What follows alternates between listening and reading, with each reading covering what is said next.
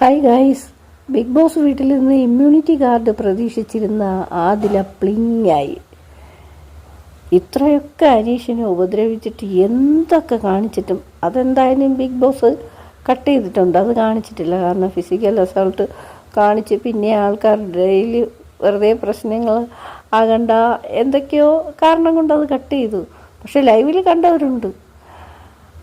അങ്ങനെയൊക്കെ ചെയ്തിട്ട് ഗ്രൂപ്പിസം കളിച്ച് ആദിലേക്ക് സപ്പോർട്ട് ഏറെയായിരുന്നു. പക്ഷെ അങ്ങനെയുള്ള സപ്പോർട്ട് അതിനകത്തുള്ളൊരു സൂത്രം ബിഗ് ബോസും ലാലേട്ടനും ഒക്കെ മനസ്സിലാക്കിയിട്ടാണ്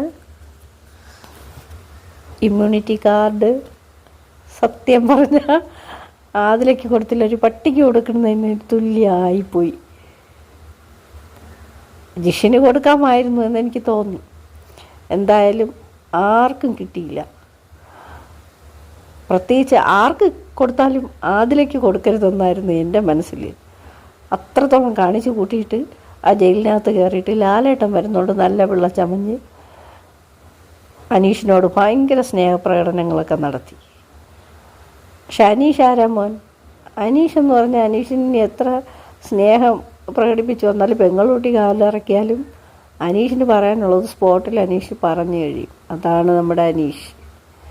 അപ്പം പ്ലിങ്ങായ ആദിലയുടെ മുഖം കാണാൻ നല്ല രസമായിരുന്നു.